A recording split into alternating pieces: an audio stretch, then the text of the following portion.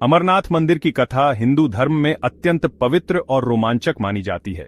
यह मंदिर जम्मू और कश्मीर के अनंतनाग जिले में स्थित है और समुद्र तल से लगभग 3,888 मीटर की ऊंचाई पर बर्फीली पहाड़ियों के बीच स्थित है।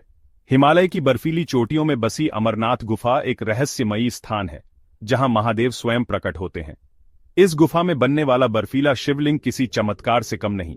किंवदंतियों के अनुसार यहीं भगवान शिव ने माता पार्वती को अमर कथा सुनाई थी, जिससे एक रहस्यमयी अमर कबूतर का जन्म हुआ।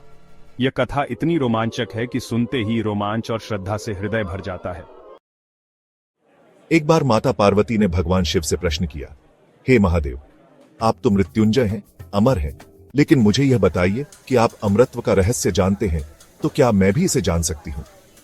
महादेव मुस्कुराए और बोले, देवी, ये एक अत्यंत गूढ़ रहस्य है, जिसे सामान्य प्राणियों को नहीं बताया जा सकता।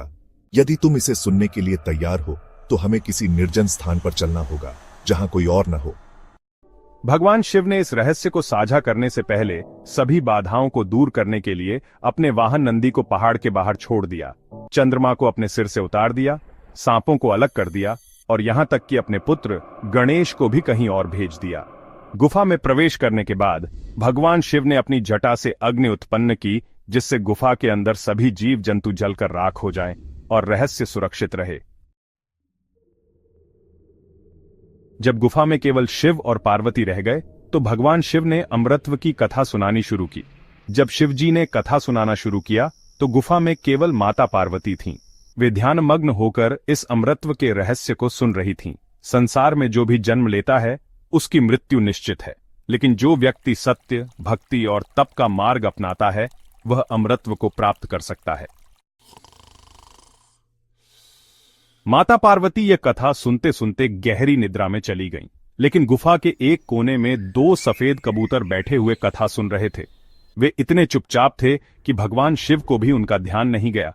जब शिव कथा समाप्त कर चुके, तब माता पार्वती ने आंखें खोलीं और आश्चर्यचकित होकर पूछा, प्रभु, जब मैं सो रही थी तो भी आपने कथा समाप्त कर दी, क्या किसी और ने इसे सुना? भगवान शिव ने तुरंत अपनी त्रिनेत्र दृष्टि का उपयोग किया और देखा कि गुफा के कोने में 2 छोटे कबूतर बैठे थे। वे पूरी कथा सुन चुके थे।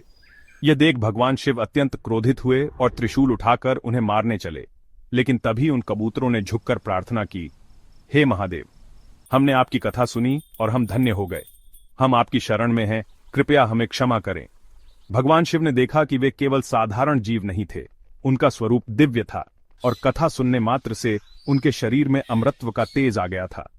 उन्होंने उन कबूतरों को अमरत्व का वरदान दिया और कहा, तुम अब इस गुफा में सदा के लिए निवास करोगे और आने वाले श्रद्धालुओं को मेरा आशीर्वाद दोगे। ऐसा माना जाता है कि आज भी अमरनाथ गुफा के आसपास वे अमर कबूतर दिखाई देते हैं। जो भी तीर्थयात्री उन्हें देखता है, उसे मोक्ष की प्राप्ति होती है।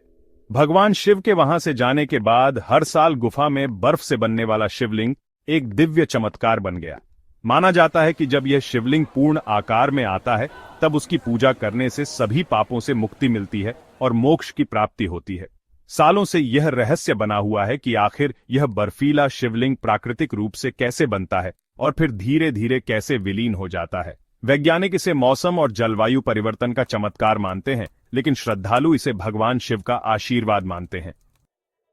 अमरनाथ गुफा केवल एक तीर्थ स्थल नहीं, बल्कि भगवान शिव की अमर उपस्थिति का प्रमाण है। यहां आने वाले भक्त न केवल आध्यात्मिक शक्ति प्राप्त करते हैं, बल्कि अमर कथा और अमर कबूतर की गाथा सुनकर मृत्यु के भय से मुक्त हो जाते हैं। कहते हैं, जो भी श्रद्धा से इस यात्रा पर निकलता है, वह जीवन में नई ऊर्जा और आशीर्वाद लेकर लौटता है। हर हर महादेव। अगर आपको यह वीडियो पसंद आया हो तो इसे लाइक करें और हमारे चैनल को सब्सक्राइब करना न भूलें। नई अपडेट्स के लिए बेल आइकन भी जरूर दबाएं।